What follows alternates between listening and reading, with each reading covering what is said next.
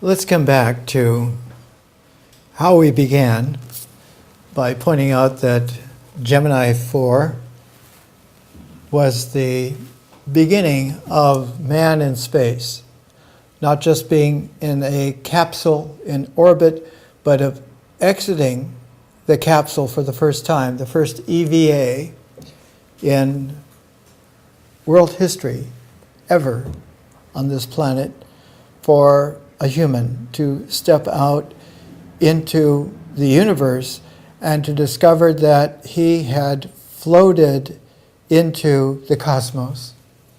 And Ed White holding his hand up and eclipsing the entire world, that the species and all species have only known, found himself free in an elation that caused him to be yelled at to come back in after some while. He was scheduled to be out 15 minutes. He was out 23.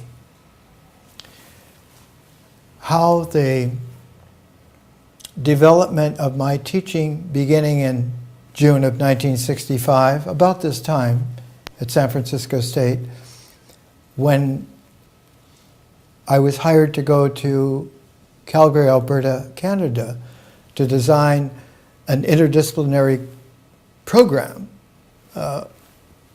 Initially, it was thought that we might eventually have 16 courses, but we began with 3 to braid them.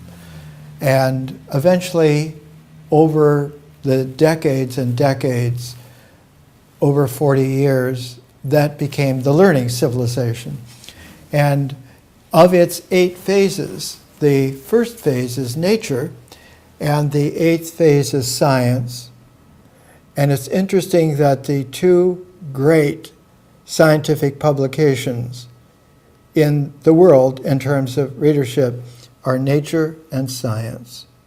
The Science is published by the American Association of the Advancement of Science in Washington, and Nature from England originally, some 130 years ago, is the International Journal of Science in the world and has many spin-offs.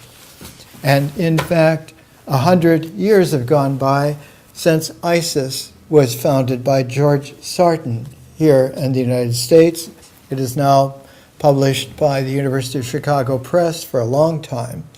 And ISIS is the greatest of the journals for the history of science, so that history and science pair together like myth and symbol pair together, like nature and ritual pair together. And it is the 4th pair that make a double quadratic, a pair of pairs and a pair of pairs, which is best expressed not as 2 pairs squared, but as 2 cubed, making an 8. And that 8 is visioned and brought into play by art. And so vision and art are that first pair phase transform that is able to take what the a squared plus b squared equals, not only the a squares and b squares being parenthetically there, but a 2ab being the expression that this is what really has now come into play. And its coming into play is also an integral expressible in mathematics. The vision in the 1960s was that there be a magazine called Icarus. Icarus in Greek mythology, it makes wings, wax wings, to fly to the sun and flies too high, and the wings melt, and there's a plummet to Earth. But Icarus, founded at Cornell by Carl Sagan in the 1960s, this is the February 1972 issue, and already we're at volume 16, number 1. so that it was founded quite early on. And today, Icarus, like Isis, this is the latest issue from 2014. It comes out every month, sometimes very large. This one is from January of 2014. These give an indication of the immense sophistication and accumulation of what has become a penetration into a new time form carrier wave. Not just a carrier wave that has a reference wave some 350 years before that sets the new scalar, sets the new tone. For our carrier wave, the tone, the scalar was reset by Newton and by Leibniz about the time that they were being born and first coming into play around 1650. And our carrier wave, ostensibly in terms of rounding off, is 2000, the 21st century. Actually, it's about 9 years before, about 1991. It's interesting because those two work together in such a way that there is a resolving third, a pilot wave, that is able to hold, like a soliton, its integrity all the way through an energy that is a time expression, dynamic, that does not lose its energy to atrophying or to increasing, acceleration or deceleration. And one of the problems that Einstein took up in the general theory of relativity that was not taken up in the specific theory was acceleration.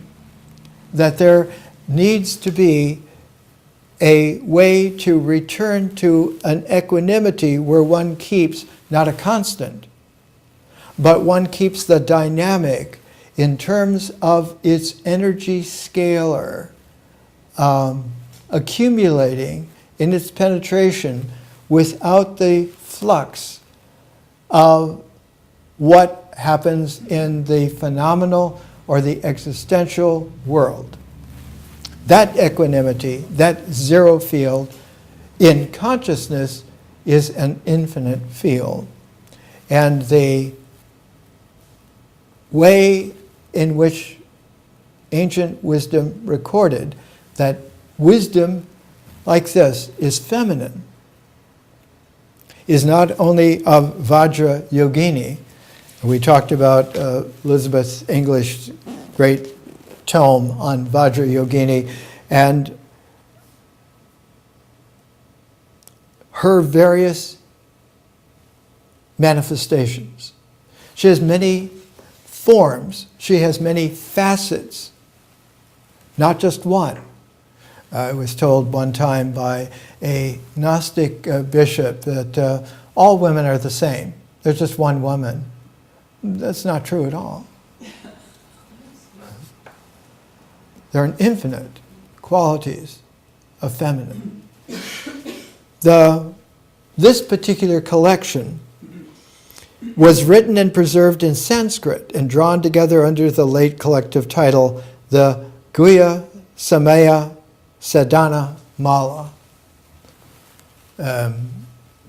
D.T. Suzuki in the 20th century wrote the great commentary on the Guhya Samaja Sutra. This is the Tantra form of it. Suzuki, by the way, happily married to Beatrice Lane, and she became Beatrice Suzuki. And he was a Zen master, happily married to an English woman who loved her cats and her husband and wrote her own books as well. It is one of these sadhanas that is edited and translated in this book that serves as the basis for our exploration of the goddess. Particularly her form is Vajra Rahi. And it is Vajra Yogini as Vajrarahi, that in this late collection, 46 documents from centuries of commentaries, and the early expression was almost always in a poetic. They were almost always in, not verses, but in hymnal-like poetry.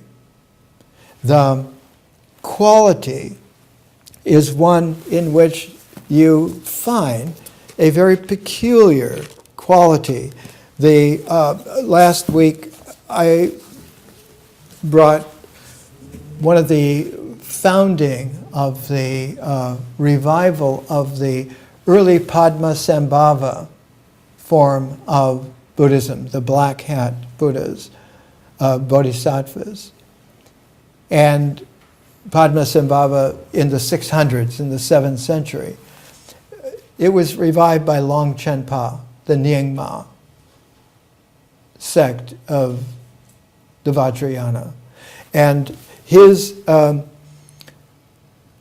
looking deeper, Swan's questions and answers, is actually in its Sanskrit title, The Rain of Questions and Answers, that we talked about last week. And there is a verse quality to all of it. Listen, you beautiful birds in this lovely pond, friends of a friendship that has lasted long. Although this country is beautiful and very pleasing, the sun of the good old times has set, and the companion of vulgar people has arisen.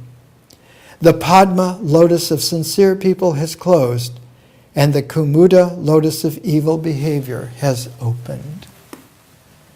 In the way in which civilization has its energy, time forms, there always is, approaching the trough, a plunge that those who are still in the worldliness, who are enmeshed in the worldliness, who unknowingly are trapped in the chaos, in the mess, in that plunge, in that fearfulness, what arises is what ethically one calls evil.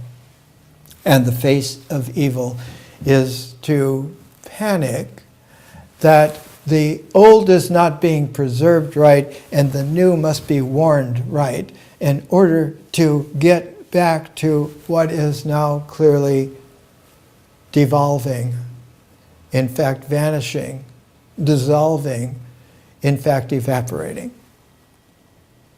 At that nadir, that low point, at that trough, there is a symmetry with the crest high point. And the pilot wave persons keep the vision, teaching, reminding that is learning. One of my erstwhile would-be students is a bank executive where I do my banking, and I gave him his first book to read, Benjamin Franklin's autobiography.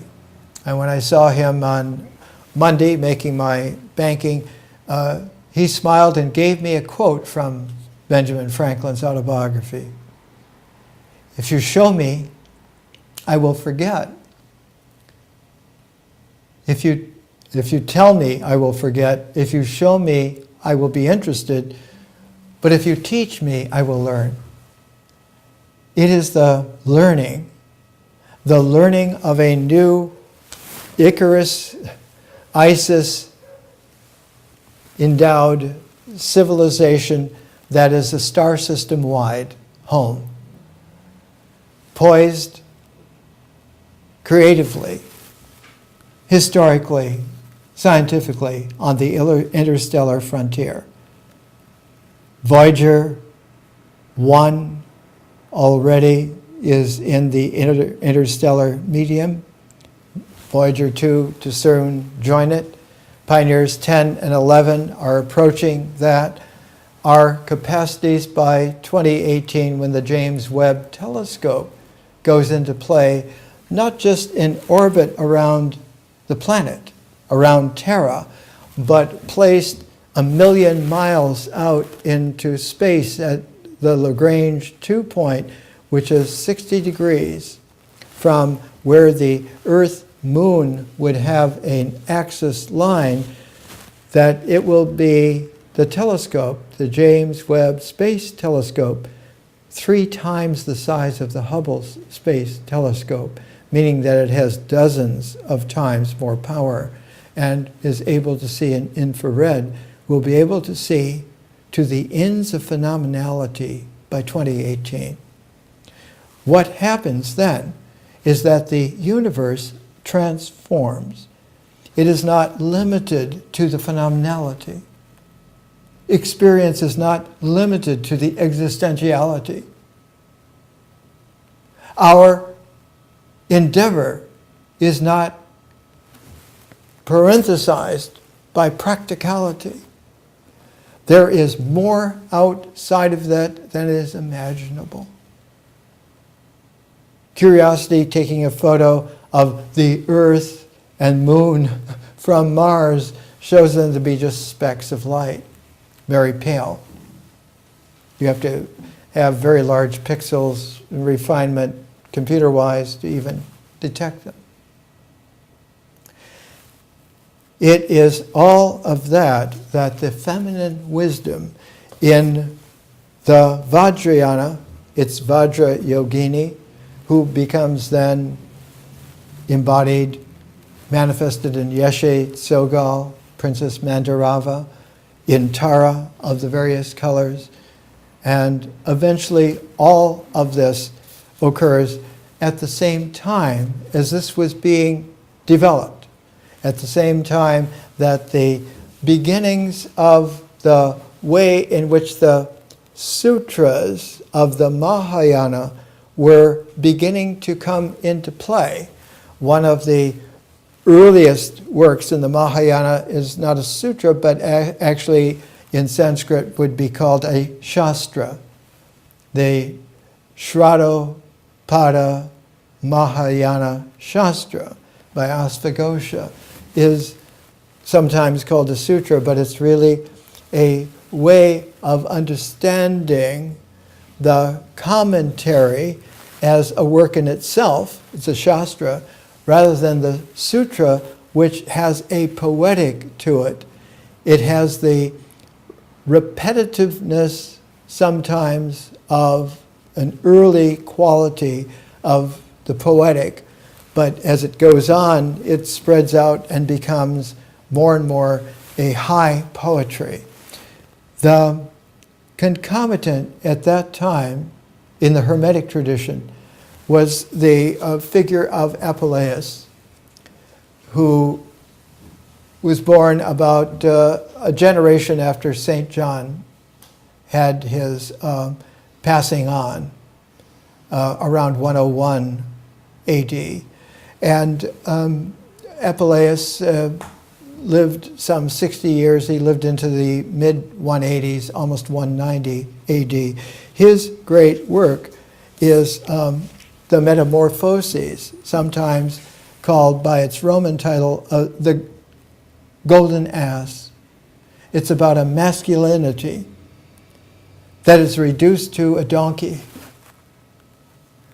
by being encaptured in the world, by then having to live through as a golden ass, golden because of being a prize, is not really a donkey, not really an ass, but acts like it, but thinks like it, is convinced that one has the identity of it.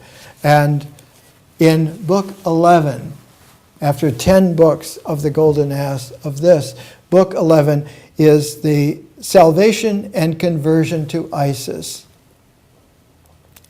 A sudden fear aroused me at about the first watch of the night. At that moment I beheld the full moon rising from the sea waves and gleaming with special brightness. In my enjoyment of the hushed isolation of the shadowy night, I became aware that the supreme goddess wielded her power with exceeding majesty. Because the moon, the full moon especially, when it has its origin, when it first comes out of the dark moon, that first sliver of light is the Isis moon. The thinnest sliver crescent is the Isis moon. And she is the beacon of wisdom that one approaches the full moon. That one comes out of the dark moon, which is a part of the energy, orbital quality of the moon from the earth, of Luna from Terra. And when he sees her,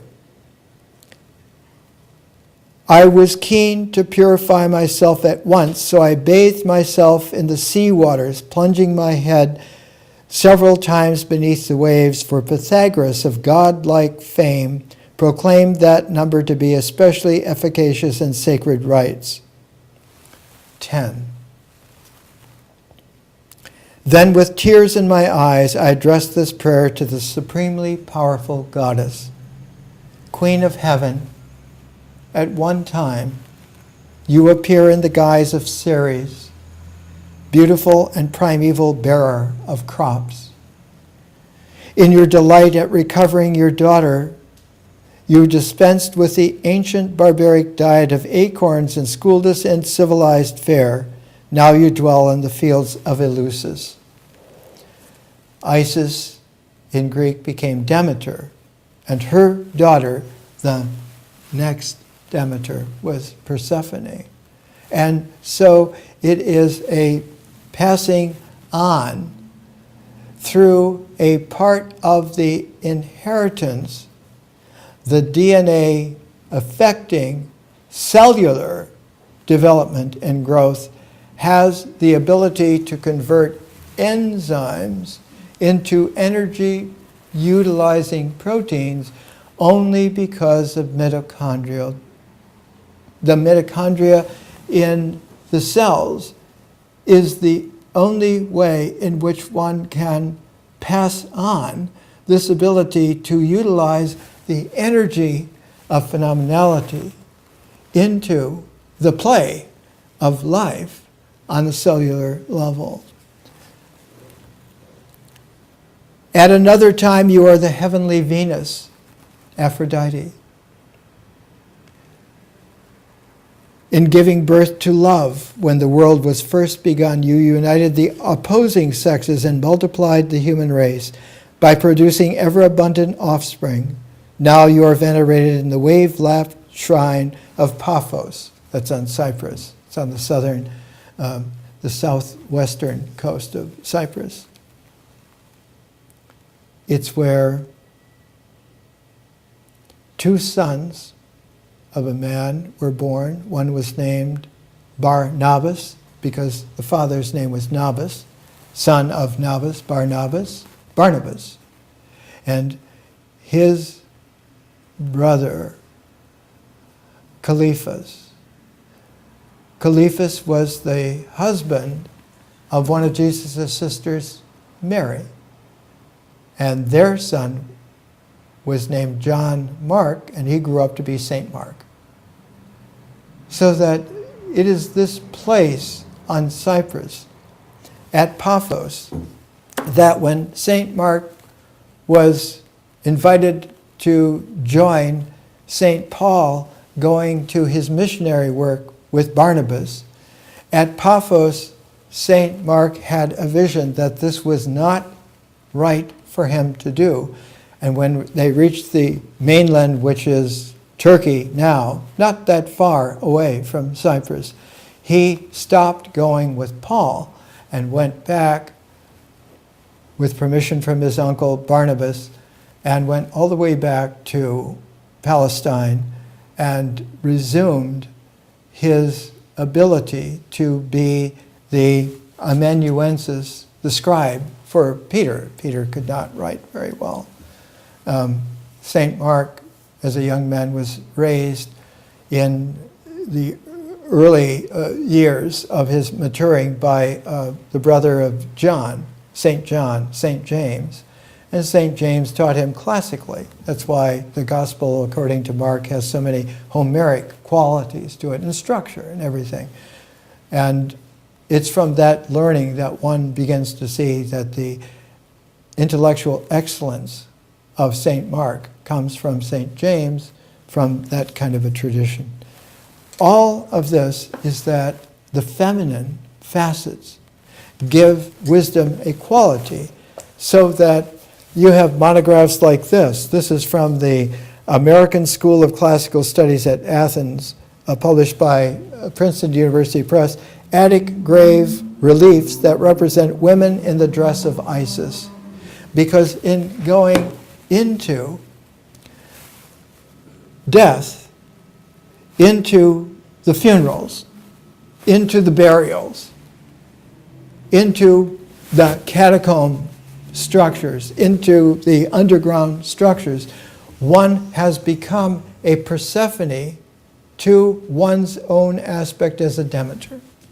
And it is this tandem, tuned quality of harmonic that allows for a rebirth to occur. And so in the Hermetica, written in Alexandria in the 90s AD, exactly at the same time that Asvaghosha was writing the Awakening of Faith in the Mahayana in India, exactly at the time that the cup from the Last Supper that had been taken to the west of Britain by Mary and by Cleophas, her husband, in connection with a group that was the other three sisters and their husbands, and Lazarus and his sister Martha, and Nicodemus, and the eldest daughter who was just becoming mature of Joseph of Arimathea, and Susanna, another one of the sisters, Anna,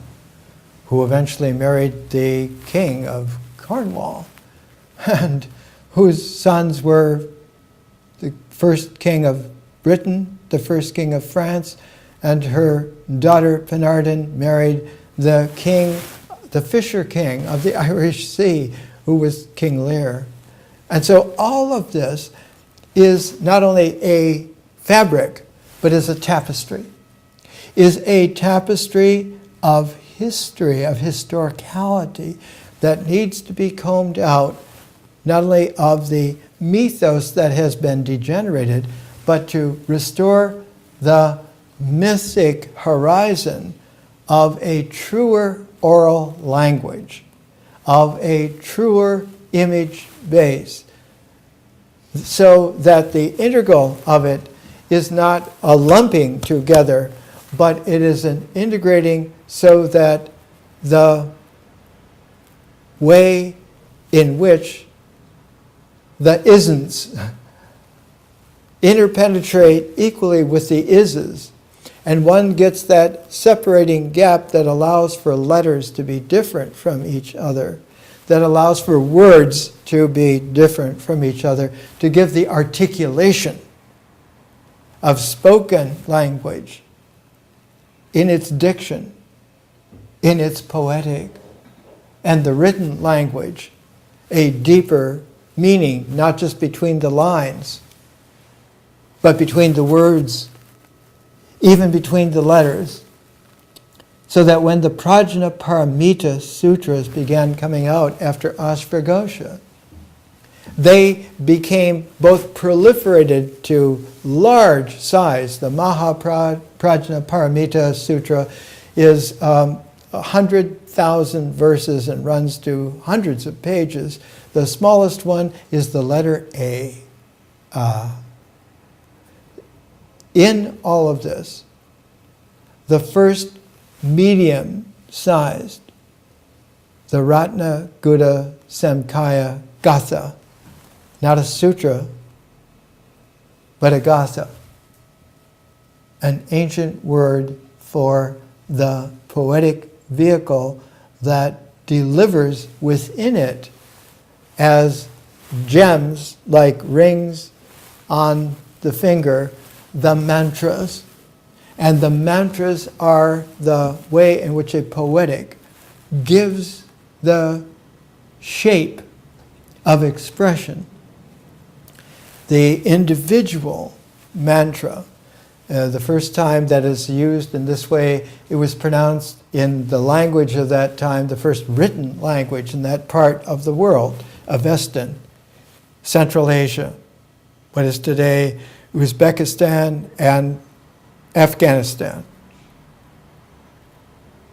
by Zarathustra.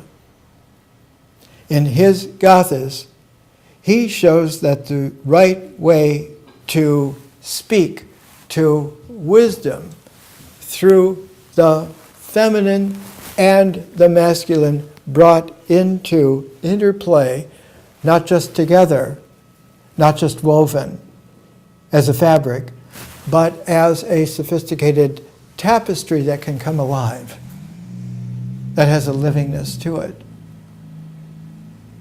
That was written about 1925 BC, when Zarathustra was 75 years old, had married the king of that part of the world that we call Afghanistan today, in his capital city that is called Kabul today.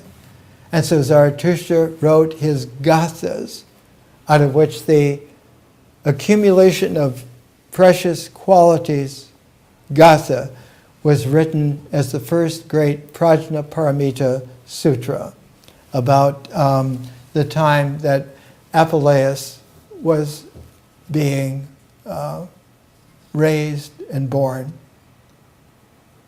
in Greece.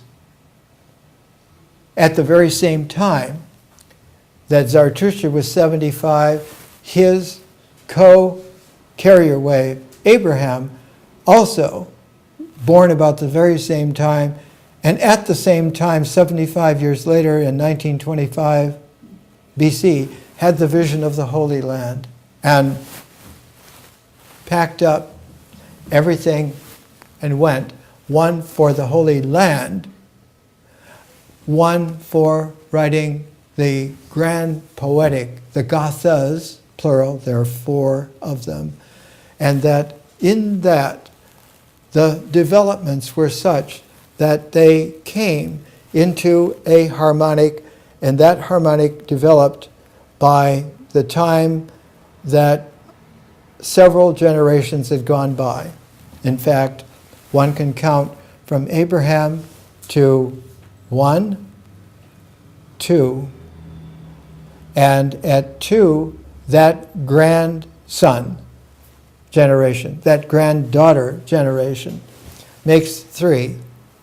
And that 3 generation, like a prong of a fishing spear, is able to go fishing, is able to bring out of the samsara, the chaos, the fish, the nourishment, the survival, the ability to come into play. Abraham himself had 3 wives. He was given Hagar, his Egyptian servant, to his wife Sarai to have a child, and had Ishmael. And then Sarai became Sarah when she had a child, finally, Isaac. And then when Sarah died, she passed away, Abraham married a 3rd time, and that 3rd wife was Keturah. And Keturah gave Abraham 6 sons, so that there were 7 sons other than Isaac from Abraham. And those 6 sons plus Ishmael, those 7 sons, 7th son, are the origins of Islam. And one of those sons from Keturah was the first time that a female was born into that lineage, and her name was Sheba. And later on, more than a millennium later, the queen of the land of Sheba was the one that went to Solomon, who was the millennial inheritor of Abraham, and joined and made the son together, who was the carrier of that whole patriarchal energy. And he went back to Sheba. He went back to Africa, back to Ethiopia with it. Ethiopia and Yemen, but mainly Ethiopia. And took with him at that time Menelik. And Menelik took with him the Ark of the Covenant, which is still there in Ethiopia. It's in a rock-cut church that goes down into the solid rock, and it is still there. And the inheritors, fighting inheritors of Solomon, the other ones, split the kingdom into Israel and Judea. And that split is here today, as the Palestinians and the Jews of Israel are split to this day, has never been healed, has never been combed out. Now with a new carrier wave, understanding the planetary nature, not the worldly nature. Now we can comb that out. And we'll do so in this year, in the Parayana. More next week.